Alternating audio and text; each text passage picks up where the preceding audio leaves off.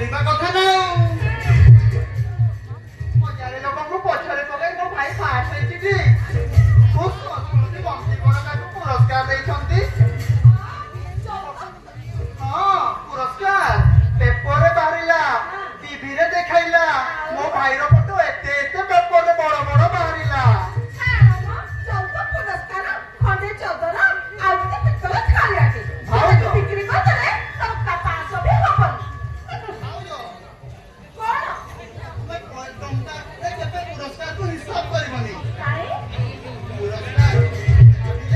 ଗୋଟିଏ ଟଙ୍କା ଚିନ୍ତା କଲ ଏତେ ଲୋକଙ୍କ ସାମ୍ନାରେ ଖୁଦ୍ ମନ୍ତ୍ରୀ ମୋ ଭାଇକୁ ପୁରସ୍କାର ଦେଇଛନ୍ତି। ପୁଣି ମାଇକରେ ତାଙ୍କ ନାଁ ଡକା ହଉଛି। ଓଡ଼ିଶାର ଶ୍ରେଷ୍ଠ ଢୋଲକ ଛଟେନପାଲି ଗାଁର ଶ୍ରୀଯୁକ୍ତ ଶଙ୍କର ନାୟକ। ଶଙ୍କର ନାୟକ ଗାଁ ସାରା ଲୋକ ସମସ୍ତେ ନାଚିଲେ। ମୁଁ ତ ନାଚି ନାଚି ଆସୁଛି।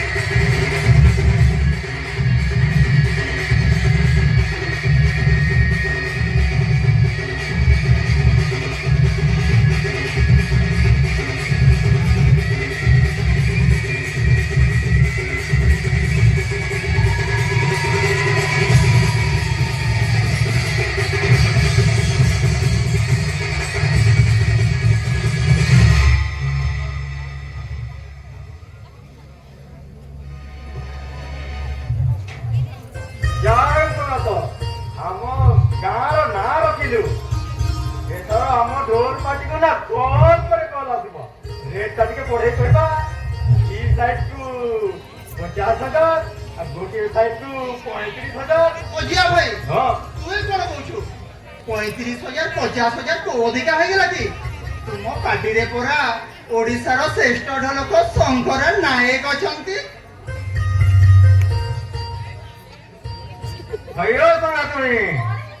ମୋ ସଙ୍ଗାତ ଏତେ ବଡ କାମ କଲା, ଗାଁର ନାଁ ରଖିଲା, ପୁରସ୍କାର ମଧ୍ୟ ପାଇଲା। ତୁମେ ସେଥିରେ କଣ ଖୁସି ନୁହଁ?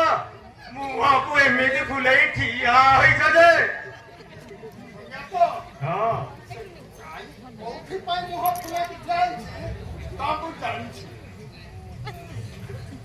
କାହିଁକି କହିଲ? ବୁଝିଲ ସଙ୍ଗାତ, ମୁଁ ଭୁବନେଶ୍ୱର ଗଲା ବେଳେ ସେ ମତେ କହିଥିଲା ମୋ ପାଇଁ ଗୋଟାଏ ଭଲ ନେଇକି ଆସିବ ବୋଲି। ହଁ ମୁଁ ବି ଭାବିଥିଲି ପୁରସ୍କାର ପୁଳାଏ ଟଙ୍କା ମିଳିଯିବ, ସେଥିପାଇଁ ମୁଁ ହଁ କହିଥିଲି। କିନ୍ତୁ ପୁରସ୍କାର ଦେଖିଲା ବେଳେ ଟଙ୍କା ମିଳିଲାନି, ସେଥିପାଇଁ ମୁଁ ଆଣିପାରିନି। ସେଥିପାଇଁ ମୁହଁ ଖୁଲେଇଛି। ଆଉ କଣ ପାଇଁ ଲାଗିଛନ୍ତି? ମୁଁ ଜାଣିଛି।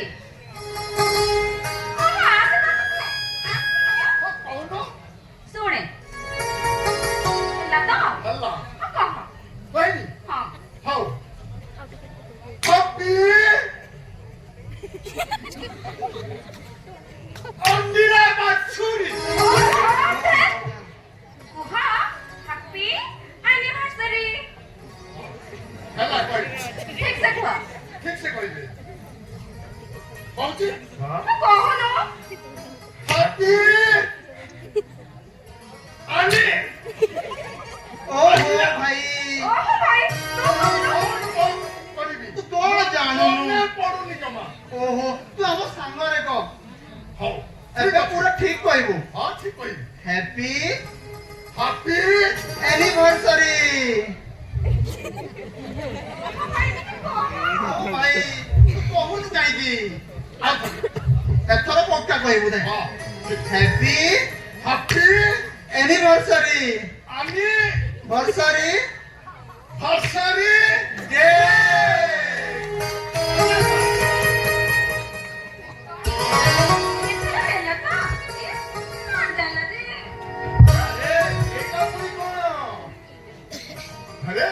ମୂର୍ଖଟାରେ କଣ ସଙ୍ଗାତ? ଆରେ ମୁଁ ତ ଯାଏ। ତୁ ଏସବୁ କିଛି ଜାଣିନ। ଆଜିକି ଦିନରେ ତୋ ସଙ୍ଗାତୁଣୀ ମତେ ବାହା ହୋଇଥିଲା। ଆହା କଣ କହିଲ? ମୁଁ ତମକୁ ବାହା ହେଇଥିଲି? କହିବ। ତମେ କଣ ମତେ ବାହା ହେଇନଥିଲ? ମଲା ମୁଁ କଣ ବାହା କଲି କି?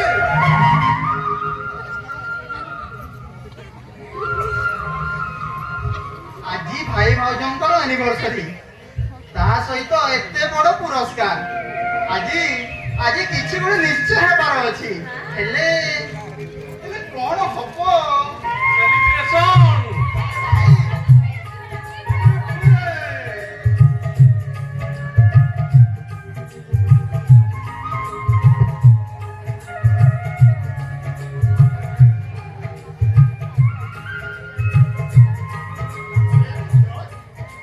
ତୁ ଆସିଗଲୁ? ହଁ ଭାଇ କାଲି ଆସିଯାଇଛି ମୁଁ 8 ଦିନ ତଳେ ମୋ ରେଜଲ୍ଟ ବାହାରିଲା ଆଉ ମତେ ଚାକିରି ବି ମିଳିଯାଇଛି। ଆଉ ମୋ ଦରମା କେତେ ଜାଣିଛ? କେତେ? 50,000। 50,000। ହେ ଭଗବାନ, ଯାଉ ଠାକୁର, ଆମକୁ ବୁଝିଯାଅ। ଭଗବାନ କିଛି କରିନାହାନ୍ତି ବୋଉ, ଯାହା କରିଛୁ ତୁ ଆଉ ମୋ ଦେବତା ବୋଲି ଭାଇ।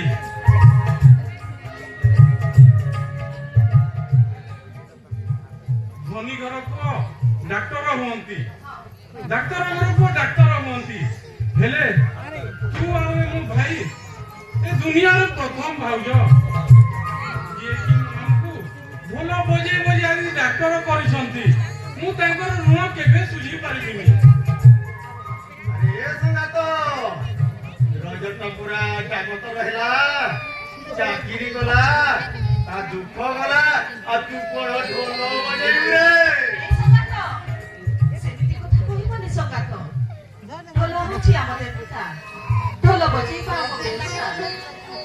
ଆଉ ଆଜି ଖାଇବା ପାଇଁ ଗୋଟେ ମିଳିଗଲା ବୋଲି ଆମେ କଣ ଆମ ଭାତ ହାଣ୍ଡିକୁ ଭୁଲି ଯିବୁ? ନାଇଁ ସଙ୍ଗାତ, ସେମିତି କଥା କେବେ ବି କହିବନି। ତା କେବେ ବି ସମ୍ଭବ ନୁହଁ, କେବେ ବି ସମ୍ଭବ ନୁହଁ, କେବେ ବି। ଏ ସଙ୍ଗାତ କଣ କହୁଛୁ ସଙ୍ଗାତ? ଯେଉଁ ଢୋଲ ଏଇ ଶଙ୍କର ନାୟକର ପରିବାରକୁ ପ୍ରତିପୋଷଣ କରିଛି, ତା ଭାଇକୁ ଡାକ୍ତର କରିଛି, ଦୀର୍ଘ 30 ବର୍ଷ ମାଡ଼ ଖାଇ ଖାଇ ଏ ଶଙ୍କରା ନାୟକର ପରିବାରଟାକୁ ଆହାର ଦେଇଛି। ସେ ଖାଲି କାଠ ଚମଡ଼ାର ଢୋଲ ନୁହେଁ ରେ ସଙ୍ଗାତ, ସେ ଖାଲି କାଠ ଚମଡ଼ାର ଢୋଲ ନୁହେଁ, ସେ ଆମ ଠାକୁର। ହଁ ସଙ୍ଗାତ, ଦୁଃଖରେ ସୁଖରେ ସେ ଆମ ପାଖରେ ସବୁବେଳେ ଛିଡା ହେଇଛି। ସେଇଟା ଗୋଟିଏ ସେଇଟା ପରା ଆମକୁ ଜଣେ ସଦସ୍ୟ। ଆମକୁ ଯେମିତି ଲାଗେ ସିଏ ହଉଛି ଆମର ବଡ ପୁଅ, ଆଉ ତାକୁ ଏମିତି କରିବାଟା ଠିକ ନୁହଁ। ତାକୁ କେବେ ବି ପରକୁ ପାରିବନି, କେବେ ନୁହଁ, କେବେ ନୁହଁ। ହଉ ମାଧୁରୀ, ମୋର ଭୁଲ ହେଇଯାଇଛି, ତୁମେ ଆଉ ଏମିତି ସକେଇ କାନ୍ଦନି। ହଉ ସଙ୍ଗାତ, ମୁଁ ଦେଖୁଛି ତୁମ ନାକ କାନ୍ଦୁରା ଦୋଷଟା ଆଉ ଗଲାନି।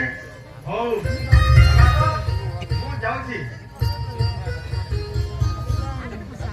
ହଉ ସଙ୍ଗାତ, ଆଜି ସନ୍ଧ୍ୟାରେ ପୁଣି ଭେଟ ହବ, ଜରୁରୀ କଥାଟି ଅଛି। ହଉ ସଙ୍ଗାତ, ମୁଁ ଚାଲିଲି। ଠିକ ଅଛି ସଙ୍ଗାତ, ମୋ ମନେ ରହିଲା, ସନ୍ଧ୍ୟାବେଳେ ନିଶ୍ଚୟ ଭେଟ ହେବି। କଣ କହିବାର ଅଛି କହୁନ? ବୁଝିଗଲି, ଭାଇ ଅଛନ୍ତି ବୋଲି କଥାଟା କହିପାରୁନି ନା? ମୁଁ ପଚାରୁଛି ତମେ ଏମିତି କଣ ସଙ୍ଗତ କହୁଛ? କଥାଟା ଏମାନଙ୍କୁ କହିବାକୁ ତମକୁ ଭୟ ଲାଗୁଛି। ଠିକ ଅଛି, ଯୋଉ କଥାଟା ତମେ ନ କହିପାରୁଛ ସେଇ କଥାଟା ଏମାନଙ୍କୁ ମୁଁ କହିଦଉଛି। ହେଲେ ତମେ କିଏ? No!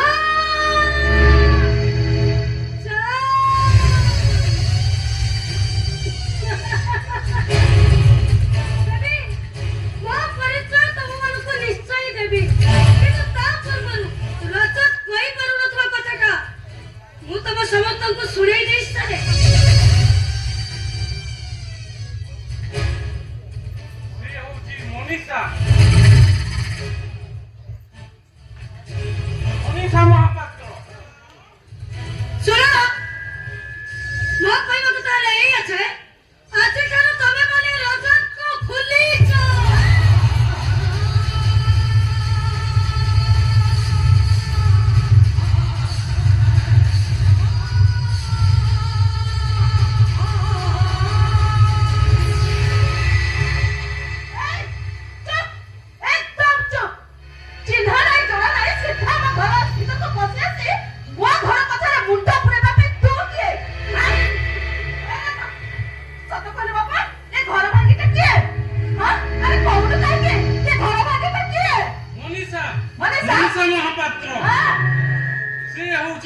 ଭାବି ସ୍ତ୍ରୀ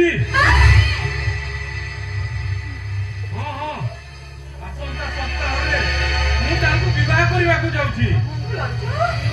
କଣ କରିବାକୁ ଯାଉଛୁ?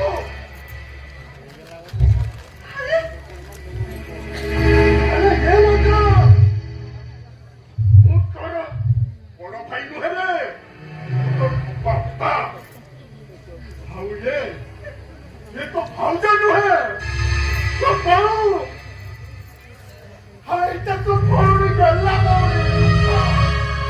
ଆଉ ତୋ ଏଇଟା ସାନ ଭାଇ।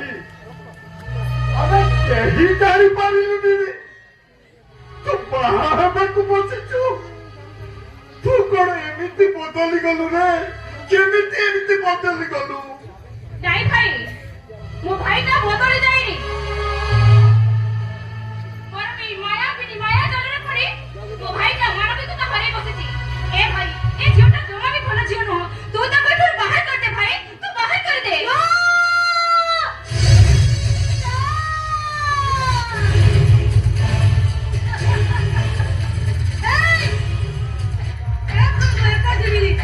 ମୋର ସହିତ ବି ତୋ ଭାଇ ରଜ ଯିବେ। ମୁଁ ତମକୁ ଗାଡିରେ ଅପେକ୍ଷା କରିଛି। ଶୀଘ୍ର ଯାଇ ଗାଡି ପାଖରେ ଆହୁରି ଅନେକ କାର୍ଡ ବାଣ୍ଟିବାର ଅଛି।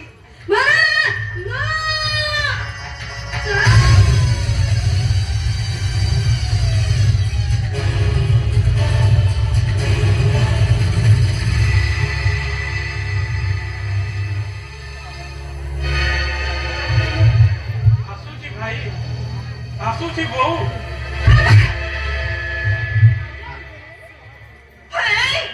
କାହାକୁ ତ ବୋଉ ବୋଲି ଡାକୁଛ? ମରି ଯାଇଛ ତ ବୋଉ।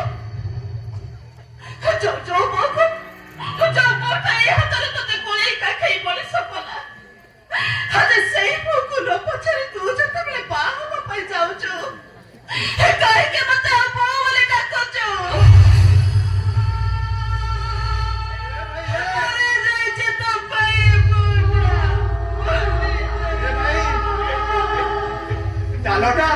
ଡାଲଟା ଯେତେ ଉପରକୁ ଗଲେ ବି ତୋଲ ଠାରୁ କେବେ ଅଲଗା ହୋଇଯାଏ ନା ରେ ଭାଇ। ହଁ ଭାଇ ହଁ, ଆଉ ଯୋଉ ଡାଲଟା ଅଲଗା ହୋଇଯାଏ କଚାଡ଼ି ହୋଇ ତଳେ ପଡିଥାଏ, ଆଉ ମୋଲା ଡାଲ ପାଲଟି ଯାଇଥାଏ ରେ ଭାଇ। ତୁ ଆମ ଠାରୁ ଅଲଗା ହୋଇ ତୁ ମୋଲା ଡାଲ ପାଲଟି ଯା ନା ଭାଇ, ତୁ ମୋଲା ଡାଲ ପାଲଟି ଯା ନା।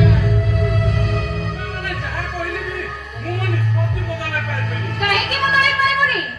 କାହିଁକି ନା ଆମ ଜାତି ଛୋଟ ଭାଇ, ଆଉ ସେମାନେ ହଉଛନ୍ତି ବଡ ଜାତିର। ମୋ ଭାଇ ହଉଛି ଜଣେ ଢୋଲିଆ, ଆଉ ମନୀଷାର ବାପା ହଉଛନ୍ତି ଜଣେ ଶିଳ୍ପପତି। ହଁ, ତାଙ୍କ ଷ୍ଟାଟସ ଆମ ଷ୍ଟାଟସ ଭିତରେ ଆକାଶ ପାତାଳ ପ୍ରଭେଦ ଅଛି। ଯଦି ସେମାନେ ଜାଣିବେ ଆମ ଜାତି ଛୋଟ, ତାହେଲେ ସେମାନେ ଆମ ବାହାଘର ପାଇଁ କେବେ ବି ସ୍ୱୀକୃତି ଦେବେନି। ଆମ ବାହାଘରଟା ଯଦି ନ ହୁଏ, ତାହେଲେ ନା ରହିବ ମନୀଷା ଆଉ ନା ରହିବ ମୁଁ।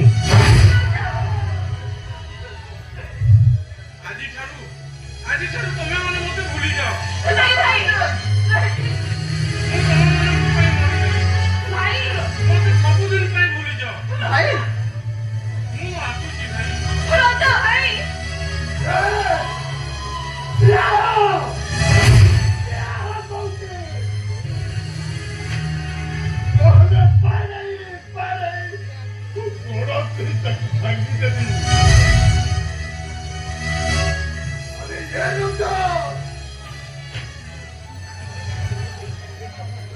ମୁହଁରେ କହିଦେଲେ ସମ୍ପର୍କ ତୁଟି ଯାଏନି ରଜ, ସମ୍ପର୍କ ତୁଟି ଯାଏନି। ଆମେ ପରା ଦି ଭାଇ ଗୋଟେ ମା ପେଟରୁ ଜନ୍ମ ନେଇଛେ।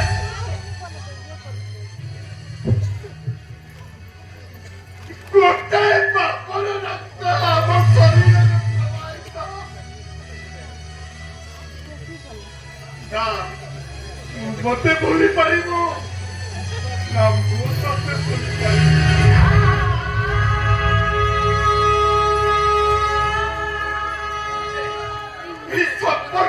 ଅଡୁଆରେ ଭୁଲିଯିବା କଥାଟା ମୁହଁରେ କହିଦେଲେ ଚଳିବ। ସେ ବାହାନା ଚଳିବ। ଆରେ ଏ ରଜା ହେ ଛାତରେ ସିନା ତମକୁ ମୁଖି ପିଇବା ପାଇଁ କ୍ଷୀର ଦେଇବି,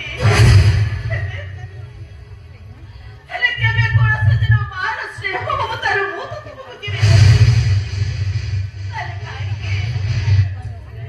ଆରେ କାହିଁକି ଯଶୋଦା ମା ଆଖିରେ ତୁ ଲୁହ ଦେଇଦେଲୁ ରେ? ମୁଁ ତୋ ପାଖରେ କି ଭୁଲ କରିଥିଲି ରେ ରାଜା? କି ଭୁଲ କରିଥିଲି? ଭୁଲ କରିଛୁ ବୋହୁ, ଆଉ ତୁ ନୁହଁ, ତମେ ମାନେ ସମସ୍ତେ ଭୁଲ କରିଛ। ଆଉ ତମର ଭୁଲ ହେଲା ତମେ ମତେ ଢୋଲ ବଜେଇ ବଜେଇ ଡକ୍ଟର କରିଛ। ଭାଇ ହଁ ହଁ ଡକ୍ଟର କରିଛ, ସେଇଟା ତମ ମାନଙ୍କର ଭୁଲ। ରାଜା ହଁ ହଁ ସେଇଟା ତମ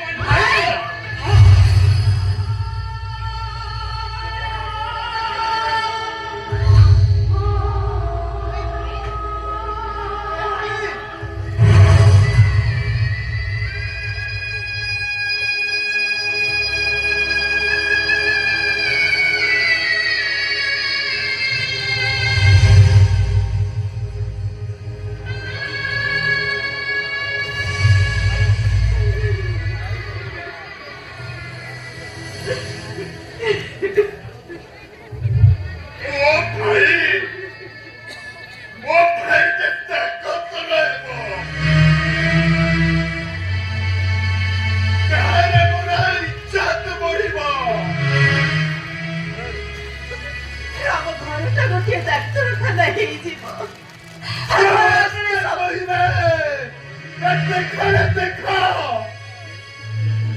এই শঙ্কর নায়কটা ঢোল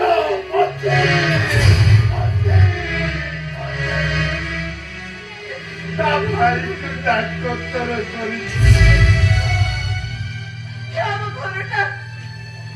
ଆମ ଘରଟା ଗୋଟିଏ ଡାକ୍ତରଖାନା ହେଇଯିବ। ଆମେ ଘର ଆଗରେ ସମସ୍ତେ ଧାଡ଼ି ମାରି ଛିଡ଼ା হ্যালো এ সতিয়া এপটে দিয়ে নেইলু ମୁଁ ଠିକ ଦାଣ୍ଡ ବାରିଣ୍ଡାରେ ଚୌକି ପକେଇ ବସିଥିବି। ସମସ୍ତେ ଆସିବେ, ପ୍ରଥମେ ମୋତେ ମୁଣ୍ଡିଆ ମାରିବେ, ତାପରେ ଯାଇ ଡାକ୍ତର ବାବୁ ପାଖରେ ସାଇକେଲ କରିବେ। ଉଡ଼ି ଗଲା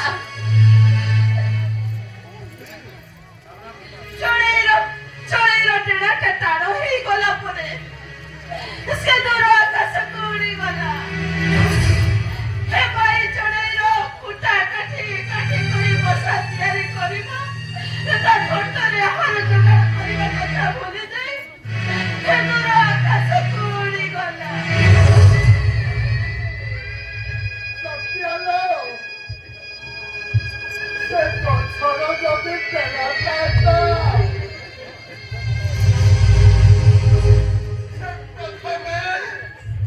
ସେଇ ଚଢ଼େଇ ମାନଙ୍କୁ ଫେରାଇ ଆଣୁଥିଲ। କୋଉ ଚଢ଼େଇ ମାନେ କି ସନ୍ଧ୍ୟା ପୂର୍ବରୁ ବସାକୁ ଫେରୁ ନାହାନ୍ତି। ହେଲେ ସତ୍ୟା ମୋର ପୁରା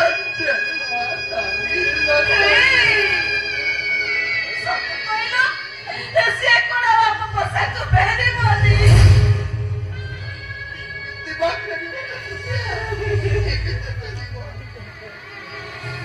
ହଉ ସେ ପୁରା ବସା ଭାଙ୍ଗି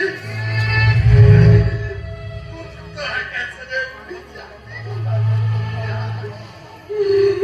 ହଁ ସେ ଚାଲିଗଲା ଯଦି ଚାଲି ଯାଉ, ତମେ ଆଉ ଜମା କାନ୍ଦନି ମା, ଜମା କାନ୍ଦନି। ଏଥର ତମ ମନକୁ ଟିକେ ବୁଝାଇ ଦିଅ ତମ ମନକୁ। ମୁଁ ଚେଷ୍ଟା କରୁଥିଲି ସତ୍ୟା, ମୋ ମନଟାକୁ ବୁଝେଇବା ପାଇଁ ମୁଁ ଚେଷ୍ଟା କରୁଥିଲି।